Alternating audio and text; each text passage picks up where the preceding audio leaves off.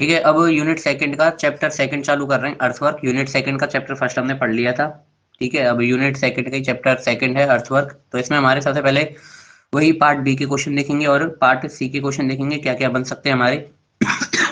ठीक है, तो देखिए पार्ट बी का इसमें पहला पहला क्वेश्चन बन सकता है कि मिट्टी की खुदाई के लिए प्रयुक्त होने वाले औजारों को समझाइए। ठीक है, तो इसमें हमारे दो प्रकार के औजार प्रयोग होते हैं। पहला होता है हैंड ऑपरेटेड और दूसरा होता है मैकेनिकली ऑपरेटेड।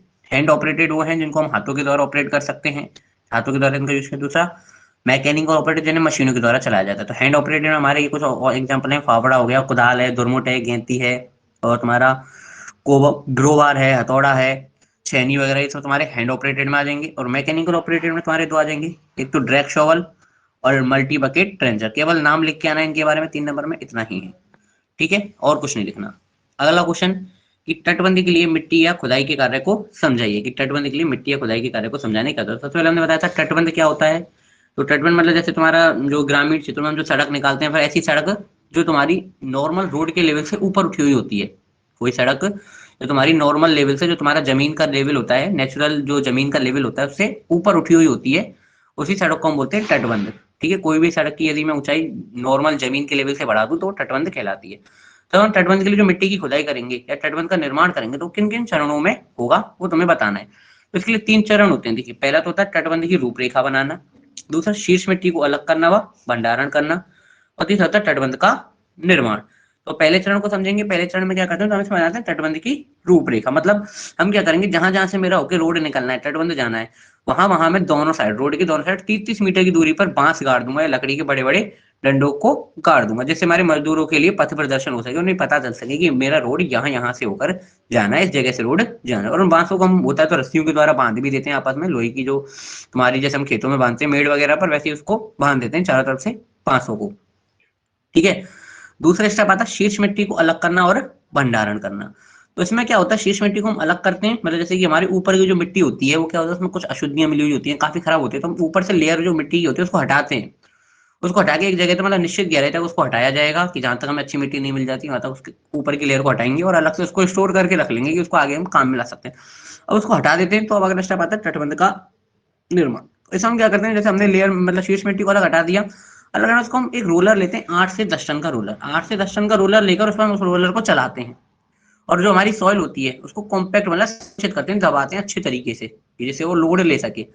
अब हम सॉइल को अच्छे तरीके से कॉम्पैक्ट करने के बाद उसकी फिलिंग करते हैं, मतलब उसके लेवल को हमारा नॉर्मल जो रोड है उससे ऊपर उठाया जाता है। तो उसके लिए उसमें परतों में भरा जाता है। हर एक परत की जो मोटाई रखते हैं 250 mm,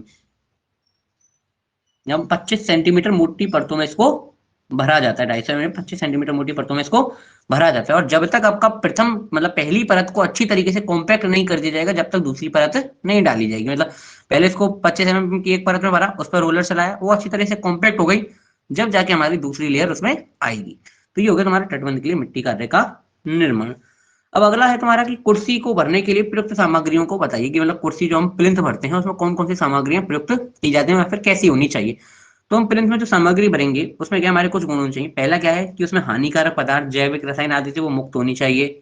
दूसरा, उसमें फोमवर्क या शोरिंग का मतलब मलबे में नहीं होने चाहिए तुम्हारे में। दूसरा, काली मिट्टी का यूज हम फोम इसके लिए प्लिंथ भरने के लिए नहीं कर सकते।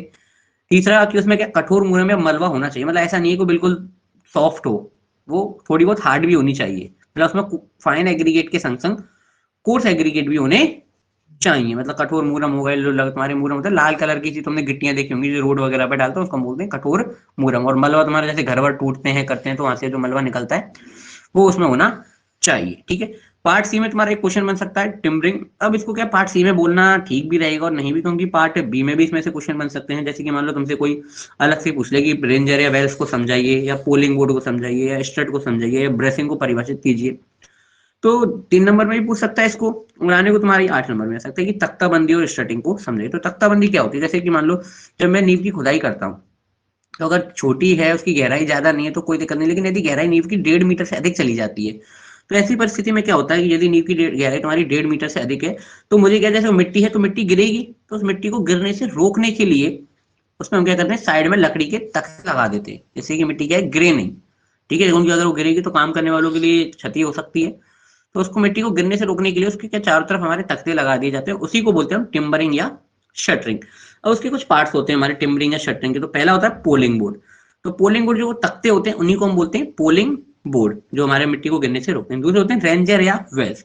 जैसे हमारे दो तख्ते लगे हुए हैं, जैसे ये एक तख्ता है और हमारा दूसरा तख्ता है कोई, जैसे हमारे दो तख्ते हैं, ठीक है, जैसे कि मैंने मान लो दो तख्ते लगा दिए।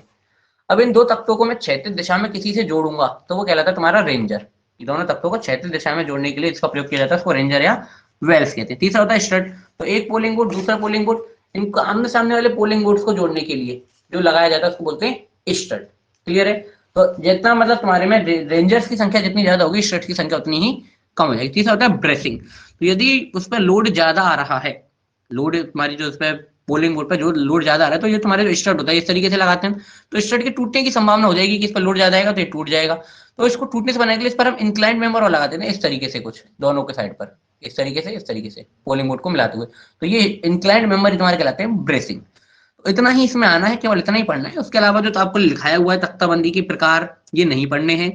तख्ताबंदी के समय ली जाने वाली सावधानी ये भी नहीं पढ़नी है, इनको छोड़ देना है। केवल इतना ही इसमें पढ़ना है और यहाँ ये तुम्हारा चैप्टर खत्म।